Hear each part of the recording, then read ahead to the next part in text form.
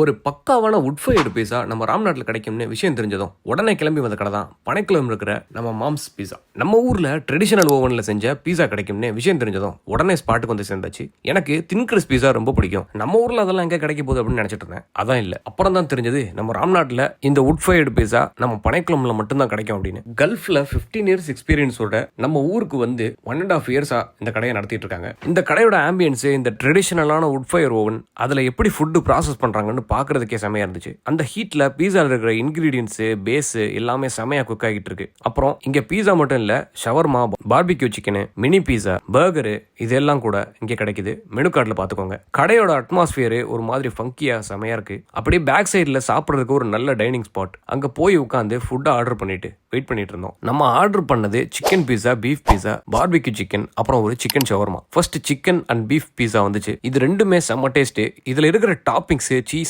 Base எல்லாமே smoky ஃபிளேவர்ல சாப்பிடும் போது அல்டிமேட்டா இருந்துச்சு. அப்புறம் ஷவர்மா, ஒரு நல்ல ஃபில்லிங்கான ஒரு ஷவர்மா. இது ஒன்னு சாப்பிட்டாலே வயிறு ஃபுல் ஆயிரும் போல இருக்கு. அவ்வளோ சிக்கன் ஸ்டஃப் இருந்துச்சு. ஒரு தரமான shawarma role. Next barbecue chicken, அது கூட சேர்த்து இந்த மயோனைஸை சாப்பிடும் போது சான்ஸே இல்லை. எல்லாமே நல்லா இருந்துச்சு. நீங்க பீஸால வர இருந்தீங்கன்னா இந்த ஸ்பாட்டை மிஸ் பண்ணிடாதீங்க.